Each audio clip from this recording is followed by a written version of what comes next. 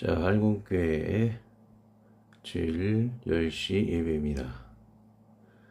지금은 기도로 예배를 준비하는 시간입니다. 할공교회는 매주 주일 10시 라이브로 진행이 됩니다. 자, 1분 뒤에 예배를 시작하기 전에 기도로 예배를 묵상하시면서 시작하여 주시기를 부탁을 드립니다.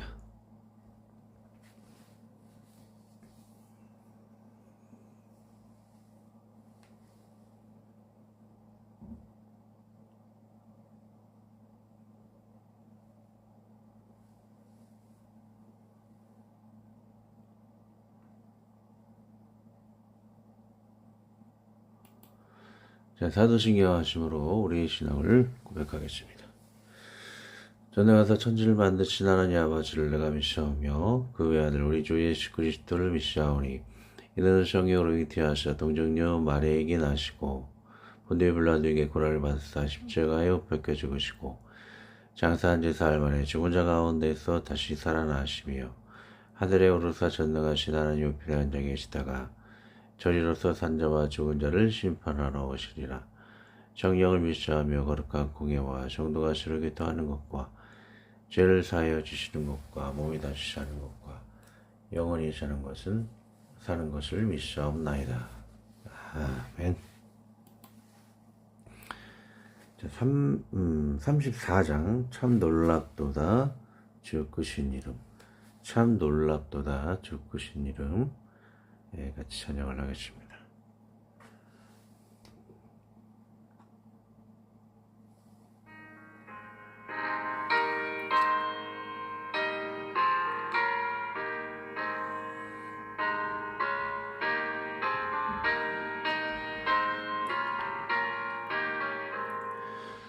참 놀랍도다 주 크신 이름 온 세상 중에 나도 팔아 주 예수 이 세상 다스리시니 높으신 이름 참 영화롭다 주는 영으로 내보하고 늘 우리 곁에 함께 계시네 그보좌 앞에서 큰 물이 모여 구속하신 주를 찬양하여라.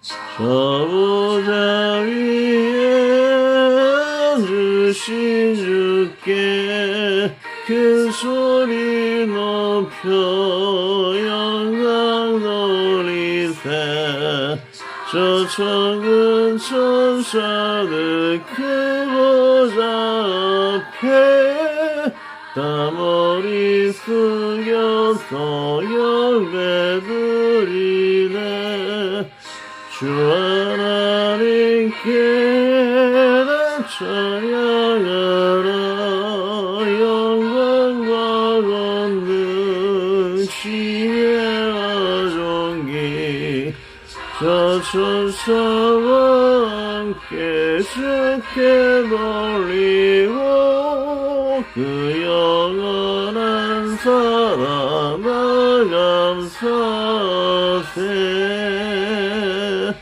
아멘.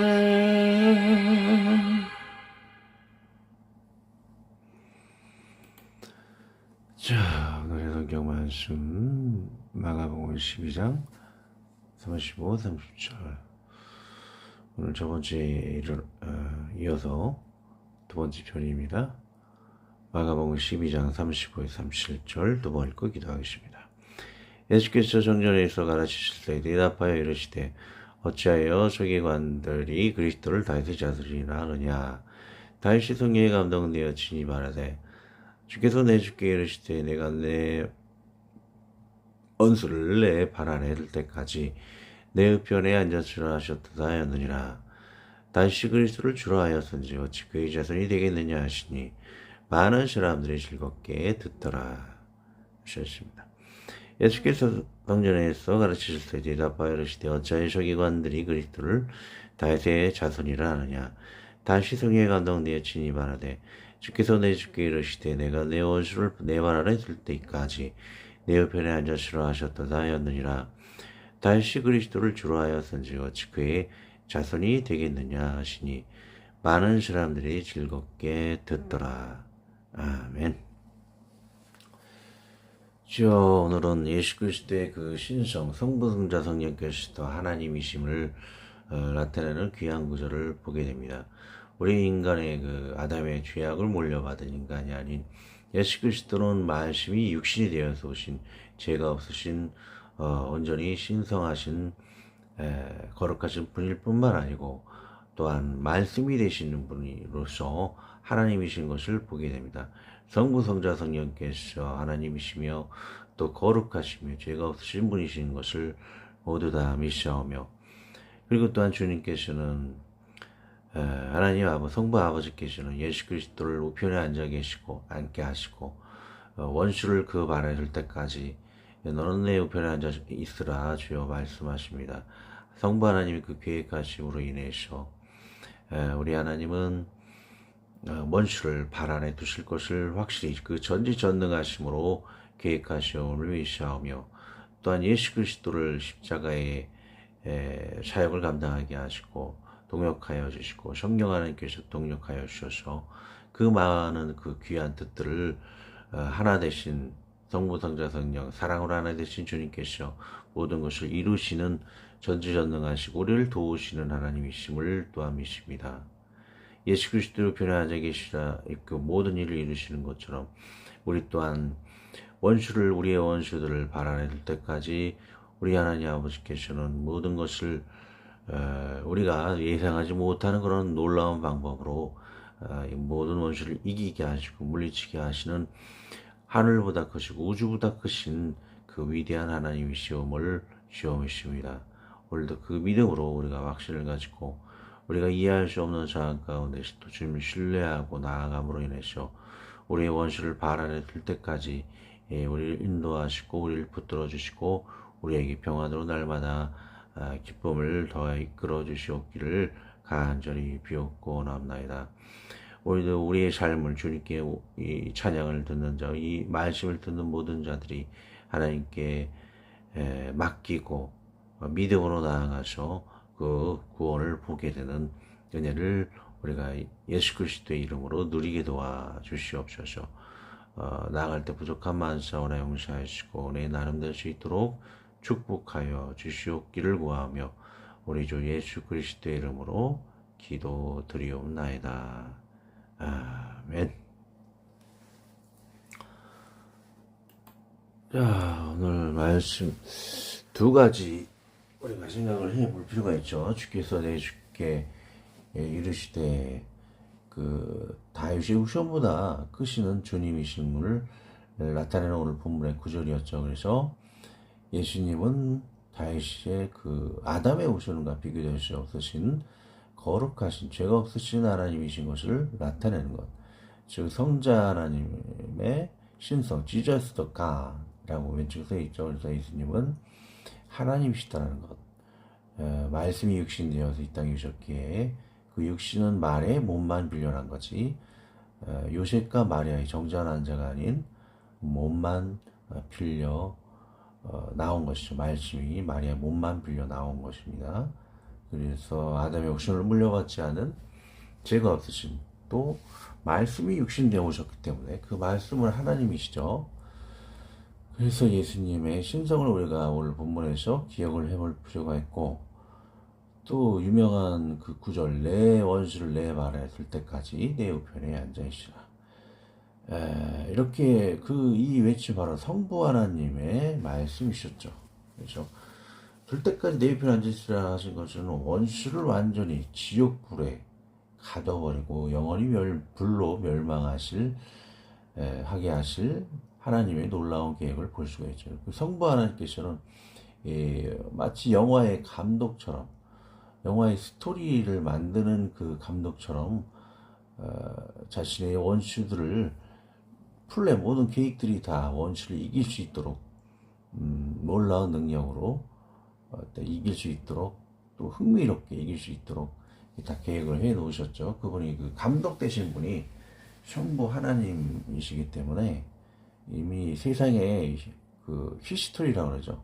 그의 이야기. 성부 하나님이 다 이야기예요. 그 합력하시는 성부, 성자, 성령 이 세 분이 합력해서 그 계획을 다 이루시는 것이죠. 자, 그렇기 때문에 우리는 하나님을 우리가 신뢰하면서 나아갈 때에 우리의 원수들이 사탄 마귀 또 하나님을 대적하는 모든 자들이 멸망을 받을 때까지 우리의 발 아래 둘 때까지 우리에게 우편에 앉아 있으라는 것과 마찬가지죠. 물론 뭐 직접적으로는 성자 예수님에게 하신 말씀이지만 어쩜 우리에게도 그 은혜를 누릴 수 있도록 하게 하여 주신 것이죠. 마치 가만히 앉아 있으면은 믿고 하나님께 나아간다면 편안하게 하나님 믿고 신뢰하게 참 앉아 있는 것처럼 신뢰하며 나아갈 때 사탄 마귀를 우리 발 아래 두어 승리하게 하시는 것이죠.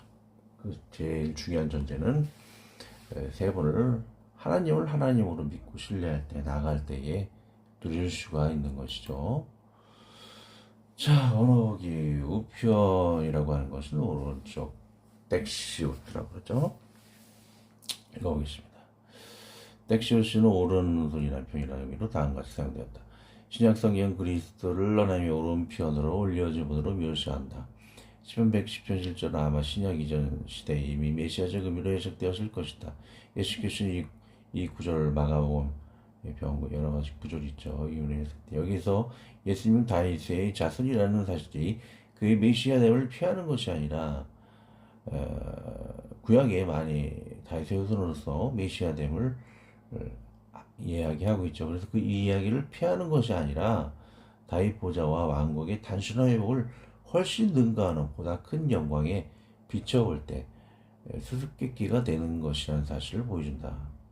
예수님 하나님의 오른편에 속해 있다. 그는 이스라엘의 왕일 뿐만 아니라 세상의 주이시기 때문이다. 이것이 바로 초대교회가 예수님을 하나님 편에 자정하실 분으로서 말할 수 있을 겁니다. 사도행전에서 예수님께서 하나님 우편에 앉으심은 그 위치까지 그가 존귀하게 되심에 대한 선언은 유대인과 그들의 율법에 관한 자만심에 대하여 하나의 심판의 말씀이 되었다. 그들이 죽인 바로 그 자가 메시아였다. 스데반은 예수님께서 마치 스데반을 만나기 위해서인 것처럼 하나님 우편에 서 계신 것을 보았다. 예수님께서 하나님 우편에 서 계신다는 것은 그가 변화하기 위해 증인의 역할을 하고 계시다는 사실을 의미한다. 예수님이 지상에 있는 자기 증인들을 위한 증인으로서 하나님 앞에 나타나신다. 증인은 서 계시며 심판자는 앉아 계신다. 이것은 서신에서도 여러 가지 방법으로 묘사되었다. 로마서는 하늘의 중보자로서 제사장적 기능에 더 중점을 두고 말하였다. 누가 정죄하여 죽으실 뿐 아니라 살아나신 이는 그리스도 예수시니 그리고 하나님 우편에 계신 자여 우리를 위하여 강구하시는 자신이라. 골로새서 그리스도는 그리스도께서 지구 위에 있는 하나님의 세계에 감추어져 있다는 사실을 강조하겠다. 그러므로 너희가 그리스도에게 다시 살리심을 받았으면 위의 것을 찾으라. 거기는 그리스도께서 하나님 우편에 앉아 계시느니라. 축복의 주석, 제가 해석하는 것이죠. 축복의 주석을 보겠습니다. 저는 오늘 원어 강의 주석의 두 번째 내용, 우리 주님께서 우편에 서신 것은 변호와 증인으로서 우편에 서신다는 내용을 바라보고 싶습니다. 우편에 서신 변호사는 사실 판사와 대등한 위치인 것을 알 수 있습니다. 여러분이 아는 사법고시를 패스한 판사는 나중에 변호사도 할 수 있는 것입니다. 그러므로 물론 성부 하나님 아버지께서 실세상 더 높으신 분이기도 하지만 하나님이라는 신성은 하나님 아버지께서도 아들 예수님께서도 동시에 가지신 동등하신 것임을 알 수 있습니다. 다음 주님은 우리의 변호자 증인이 되신다는 것입니다. 내가 진홍의 고통과 시름을 알고 있다. 나는 진홍이를 왜 그 고난을 대신 당하였기에 그의 영혼육의 고난의 짐을 대신하고 이제는 그에게 자유를 선포합니다. 라고 예수님은 오늘도 내일도 성부 하나님께 나를 향한 도움과 변호와 상담을 구하시는 것입니다. 진홍이뿐만 아니고 여러분들이 지금 여러분들의 이름을 외치고 여기에서 넣어보면은 그 자유함을 만끽을 할 수가 있는 것이죠. 여러분의 변호자와 증인이 되시는 주님이신 것을 볼 수가 있습니다. 자, 물론 이것은 저만이 아닌 여러분을 향한 예수님의 중보 기도가 되시는 것입니다. 중보 기도라는 단어는 원래 예수님의 신성한 기도를 중보 기도라 하는 것입니다. 엄청나게 임팩트가 있는 하나님이신 예수님의 기도를 일컫는 것이죠. 그럼 우리 남을 향한 기도는 무엇인가요? 그것은 간구 기도라는 것입니다. 자, 중보 기도는 예수님께서 성부 하나님께 하는 것이고, 간구 기도는 성도가 성도를 위해 기도하는 것, 돌고 기도는 내가 나를 위해 기도하는 것입니다. 관련 구절을 보겠습니다. 히브리서 이로 말미암아 그는 새 언약의 중보자시니 이는 전 언약 때에 범한 자를 속량하려고 죽으사 부르심을 입은 자로 하여금 영원한 기업의 약속을 얻게 하려 하십니다. 예수님을 중보자라고 이야기를 하고 있습니다. 디모데전서를 보시면 남을 위해 기도하는 것은 간고, 나를 위해 기도하는 것은 도구라고 이야기를 하고 있습니다. 그러므로 내가 첫째로 권하노니 모든 사람을 위해 간구라 그러죠. 간구와 기도와 도구와 감사를 하되, 여튼 남을 위한 기도는 간구, 하나님 아버지를 향해서 예수님이 기도를 하는 것은 중보, 구분을 원래 할 줄 아셔야 됩니다. 9절 강의 35절 들어가도록 하겠습니다. 예수께서 성전에서 가르치실 때 대답하여 이르시되 어찌하여 서기관들이 그리스도를 다윗의 자손이라 하느냐. 이는 예수님께서 다윗의 후손임을 부인함이 아닌 다윗과는 비교할 수 없는 하나님이실 강조하는 것입니다. 한 가지 더 추가해야 할 것은 예수님이 다윗의 피가 아닌 모양만 다윗의 후손이라는 것을 꼭 기억해야 합니다. 이 점을 이해하지 못한다면 예수님을 요셉과 마리아의 정전한 자로 인한 아담의 피를 물려받은 그냥 인간으로만 이해하는 유대인과 이슬람의 불신의 심뿌리로 남아있게 되는 것입니다. 자, 이것을 이해하지 못한다면 여러분들이 학교에서 배웠던 예수님은 4대 성인 중에 하나, 그냥 인간이라고 이렇게 생각해서 교회를 떠나게 되는 것이죠. 제가 실제 그런 학생을 보았기 때문에 하는 이야기입니다. 예수님은 부다나 마호메트 그리고 공자와 같은 그런 인간과는 비교할 수 없는 존재인 것이죠. 그래서 제가 말씀을 드렸습니다. 다윗의 후손에 일어나는 함정은 예수님의 죄인된 아담의 피를 물려받은 다윗의 피를 또 물려받은 죄 있는 인간이라는 오류가 잘못 기억될 수 있다는 것입니다. 하지만 예수님은 정죄한 자가 아닌 정령으로 잉태가 되며 신성한 말씀이 육신으로 바로 오신 죄 없으신 새로운 육신을 가지신 하나님이신 것을 알 수 있습니다. 이를 증거하는 구절이 앞에 두 구절임을 여러분은 잘 아실 것입니다. 이 믿음의 깔딱고개를 넘지 못하며 유대인과 이슬람과 같이 예수님을 그저 뛰어난 선지자, 뛰어난 사대 성인 중 하나로 잘못 이해하게 되어 구원을 잃는 것입니다. 하지만 다윗의 뿌리 요셉의 아내 마리아의 문을 통해 나왔기에 다윗의 옵션도 되는 것입니다. 좀 어렵지만 잘 이해가 되시나요? 이 둘째 내용도 중요한 것이 예수님은 구약에 예언한 다윗의 옵션 메시아라는 예언의 응답으로서 또 중요한 점이 되는 것이죠. 마태복음 예수 그리스도의 나심은 이러하니라 그의 어머니 마리아가 요셉과 약혼하고 동거하기 전에 성령으로 인도된 것이 나타났더니 요한복음 말씀이 육신되어 우리 가운데 거하심이 우리가 그 영광을 보니 아버지 독생자의 영광이요 은혜와 진리가 충만하더라. 이 두 구절이 제가 얘기했던 것들을 잘 나타내고 있죠. 증거하고 있습니다. 36절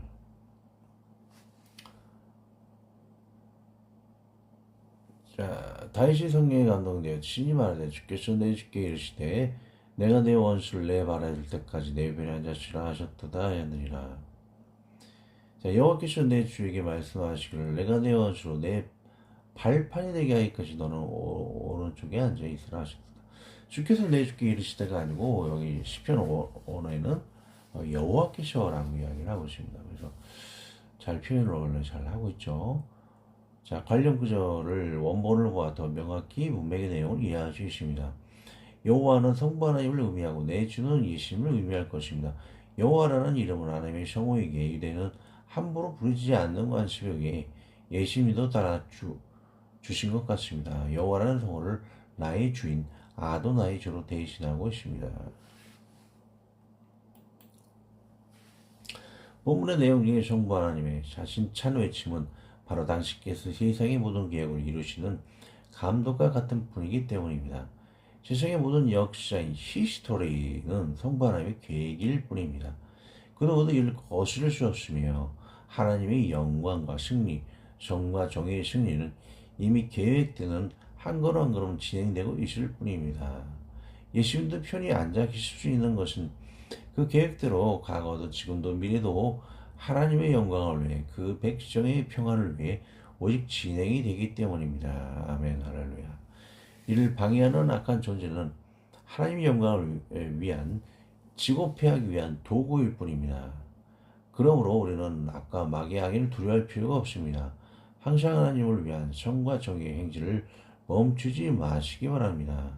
전진하여 진행할 때에 우리 하나님께 맡기고 믿고 나아갈 때에 하나님의 영광을 보게 되는 것이죠. 37절 다윗이 그리스도를 주로 하였은지 어찌 그의 자손이 되겠느냐 하시니 많은 사람이 즐겁게 듣더라. 이사야서 보시면 이는 하나님과 우리에게 준 낙과 하나들 우리에게 주신 바 되었는데 그 어깨는 정체를 메고 그 이름 기묘자라 모사라 전능하신 하나님이라. 사실은 창조주 아버지 영존하신 아버지가 아니고 영존하시는 창조주시라는 거죠. 평강왕이라 할 것입니다. 또 이사야서 이새의 줄기의 샷색에 나서 그 불에서 한 가지가 나서 결실할 것이요. 두 구절이 예수님은 다시 오시는 동시에 죄 없으신 하나님이시다라는 것을 나타내는 구약의 예수님의 메시아 되임을 증거하는 구절인 것이죠.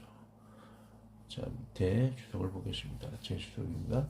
물론 예수님은 구약에 예언하는 메시아이시지만 예수님께서 하나님이시라는 신성을 유대인은 아직도 인정을 하지 않고 있습니다. 하지만 성경에 예수님은 하나님이시라고 분명히 예언이 되었고 이사야서 말씀드렸죠.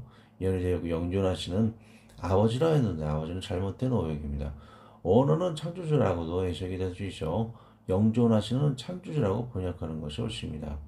아기 예수님으로 오신 성자의 있음을 성부 아버지라 해석하는 것은 분명한 오류이기 때문입니다. 많은 이단들이 성경을 통해 이단에 빠지고 많은 이단들이 성경을 통해 그들이 이단임을 밝혀집니다. 즉 성경을 어설피 해석을 성경을 통해 이단이 빠진다는 얘기는 성경을 어설피 해석할 때에 예수님을 성부 아버지라고 해버리면 양태론에 빠지는 것이죠. 예수님은 성부 하나님도 될 수 있고 예수님도 될 수 있다고 성경 어설피 해석할 때 이단에 빠진다는 것을 제가 이야기하고자 하는 것입니다. 성경을 어설피 해석을 하면 이단에 빠지고 성경을 깊이 있게 원어와 성경 전체 문맥과 역사를 보아 이단을 분별할 수 있을 것입니다. 또 무당방언을 이야기합니다. 양해를 구하고요. 이 네 가지 문맥, 역사, 원어 이런 것들을 봤을 때에 무당방언으로 구분을 할 수가 있는데 이 네 가지 성경 해석법을 분명히 신학교에서 가르쳐 주거든요. 근데 이걸 이렇게 섬세하게 사람들, 목회자들이 해석을 안 하는 것이 문제가 되어버린 것이죠. 자, 그런데 14장을 통해 많은 목회자들이 방언, 글로솔라리아, 무당방언을 하고 14장에는 글로솔라리아라고 써있지가 않아요. 그런데 14장을 통해 그들이 이단임을 분별을 합니다. 그런데 14장은 방언을 하나, 방언은 글로사라고 해서 외국어라고 써있죠. 하나하나. 그러나 그 방언은 언어상 글로솔라리아가 아닌 글로사라서 외국어를 구사하는 자만이 열방의 언어 방언이라 합니다. 결론은 그런데 14장에서 이야기하고 있는 것은 외국어라는 얘기예요. 그 원에 글로사라고 써있기 때문에 글로솔라리아라고 써있지 않아요. 무당방언이 글로솔라리아라고 써있지 않기 때문에 더 심층하게 들어가면 그런 열방의 언어 글로사 외국어도 온전한 것이 즉 열국의 언어로 해석이 된 성경이 오면 폐하리라 합니다. 요즘 시대에 무조건 억지로 방언을 할 필요가 없습니다. 즉 제가 얘기하는 것은 외국어로서 이렇게 할 필요가 없다는 것이죠. 왜냐하면 고린도전서 13장 8절에 온전한 것은 성경을 이야기하는 것입니다.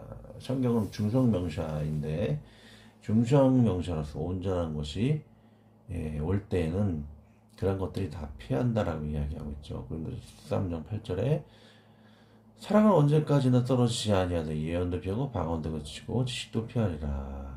그래서 외국어 하는 그런 열방의 언어 뭐 특별히 억지로 할 필요가 없다는 거예요. 전 세계 언어로 성경이 해석되었기 때문이죠. 얘가 성경을 엄밀히 보면 모든 이단은 쉽게 분별을 할 수 있는 것이며 이런 분별의 은사를 받은 성령 받은 자를 통해 영적으로 구분이 실행이 되는 것입니다. 저는 뭐 남이 뭐라 그래도 어쨌든지 간에 성경을 체험해봤기 때문에 분별의 은사가 있는 것 같아요. 그래서 물론 세상적으로도 많이 뭐 분별하지 못해 실수도 하긴 하지만 그래도 이제 영적인 은사, 분별의 은사가 있기 때문에 잘 구분을 할 거는 구분을 합니다. 저 역사적인 분별법, 무당방언의 분별법은 문명의 무식한 시대 1917년 유명한 할머니가 무당방언을 하기 시작했고 그것이 통일교 문선명 그리고 문선명 사자가 정명석 그리고 알박기 뭐 유명하죠. 알박기 정광은 딸 같은 상관녀와 상관하는 그 서세현 씨 서세현 목사죠. 제가 자주 이야기하셔서 생각을 합니다. 관련 구절 안티 제이미스 그 사람들이 내용을 보면 적그리스도 통일교 문수원명과 그 사제가 저임에서 정명석 가짜 미시아 적그리스도 통일교 문수원명과 그 사제가 저임에서 정명 적그리스도 통일교 문수원명 통일교 막죠. 하여튼 정명석이 문선명의 사생하다라고 이야기를 하고 있고 계속 검색을 제가 종종 해보면 그 둘이 무당방언을 한다는 그런 얘기가 나오죠. 자, 무당방언 할 수도 있지. 뭘 그래. 나는 아기방언 한다. 대단하지. 벌써 30년째. 아기방언만 해. 왜 어른이 되어 성숙하여 외국어를 못하는지 몰라. 막 자기가 막 아기방언을 한다는데 그건 지금 어른방언을 언젠가 해야 되지 않습니까? 근데 어른방언인 그 외국어를 계속 못한다는 그런 내용인 것입니다. 착각하지 마십시오. 하나님은 박씨무당을 돌로 쳐서 죽이라 하십니다. 제가 이야기하고자 하는 것은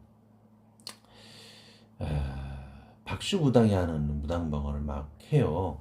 미아리 무당에서 그리고 델피 신전 서양에서는 델피 신전에서 그 박씨무당 그런 방언을 하고 무당방언을 하고 그리고 우리나라에서는 러시아에 있는 제가 그 강을 큰 넓은 강을 잊어버렸는데 아주 그 거대한 강에서 그 시작이 되었고 우리나라까지 그 박씨무당의 그런 무당방언이 우리나라에 오래전부터 왔었고 그것이 교회를 등갑을 해서 들어가게 됐다는 것이죠. 그래서 어쨌든지 간에 그 레기 20장 27절은 그런 무당방언 하는 자들에게는 이렇게 심판을 하고 있습니다. 남자나 여자나 접신하거나 박씨무당이 되거든 반드시 죽일지니 곧 돌로 그를 치라. 그들의 피가 자기들에게로 돌아가리라. 굉장히 무서운 말씀이죠. 이런 박씨무당과 같은 자들은 돌로 치워서 죽이라 그랬습니다. 아니 이런 글로솔라리아 박씨무당이 하는 이런 글로솔라리아 무당방언을 절대 해서는 안 되는 것이에요. 굉장히 심각한 문제인데 거의 하나님은 너무나 가증스럽게 여겨서 돌로 쳐서 죽이라고 할 정도라고 하고 있다는 거죠. 이렇게 읽어보겠습니다. 하나님의 섬기는 목회자를 중심으로 귀신과 접신에 무당방언을 하고 있으니 하나님도 섬기고 사단도 섬기는 한국교회 목회자들은 이 시대에 가장 짐이 되는 존재들입니다. 세상의 빛과 소금이 아닌 알박기 목사, 서정이 아내를 패고 딸 같은 여인과 상관한 가장 세상에서 짐이 되는 존재로 전락이 되어버린 것은 어제 오늘의 일이 아닙니다. 돌로 쳐서 성도들이 죽일 수 없으니 외국에서 마약 주사만 다 죽어버리는 간접 심판을 하시게 되는 것입니다. 서대원 목사한테는 불명예스럽고 제가 고발당할 수도 있을지 모르지만 여러분들 기사를 통해서 접한 사실 아닙니까? 서시원 목사 무당방언에게 방언 치면 그가 막 이상한 소리를 내죠. 근데 돌로 쳐 죽이라는 이 레이기 심판처럼 외국에서 마약주사 맞다가 죽임을 당하는 것이 또 역사적인 사실인 것을 볼 수가 있습니다. 정신 차리십시오. 성도가 하지 못하는 일은 경계만 할 뿐이나 심판주가 당신 앞에 계십니다. 무당방을 하는 자는 마땅히 생각대로 죽어야 할 존재입니다. 얼마나 더 교회를 더럽히시고 귀신이 이끌려 살랍니까? 인내하고 기다리시는 하나님의 근심을 더 이상 외면하지 마시기 바랍니다. 아멘. 기도하고 주기도문하고 마치겠습니다. 하나님 아버지, 우리의 삶을 하나님의 전지전능하심으로 주관하심을 감사를 드립니다. 이 사실은 우주보다 크시오 우리를 넉넉히 이기게 하시고 승리하게 하실 줄 믿습니다. 그 아무리 우리를 방해하는 무리도 하나님의 도우심을 막지 못하심을 믿습니다. 우리는 이 사실을 믿고 가만히 따르는 믿음의 최후 승리의 비결임을 믿습니다. 하나님의 높으심을 믿고 따름의 승리의 비결임을 믿습니다. 우리 주 예수 그리스도의 이름으로 기도합니다. 아멘. 제가 이사를 해서 여러 가지로 좀 이직도 하고 이사도 하고 이삿짐 정리하고 좀 정신이 없습니다. 또 라이브 예배 좀 많이 참석을 해주시고요. 계속 한 번도 안 하시는데 그래서 어찌하든 감사합니다. 예. 주기도 원합니다. 하늘에 계신 우리 아버지여, 이름이 거룩히 여김을 받으시며 나라의 임하시오며 뜻이 하늘에서 이룬 것 같이 땅에서도 이루어지이다. 오늘날 우리에게 일용할 양식을 주옵시고 우리가 우리에게 죄 지은 자를 사하여 준 것 같이 우리 죄를 사하여 주옵시고 우리를 시험에 들게 하지 마옵시고 다만 하게서 구하옵소서. 대개 나라와 권세와 영광이 아버지께 영원히 있사옵나이다. 아멘.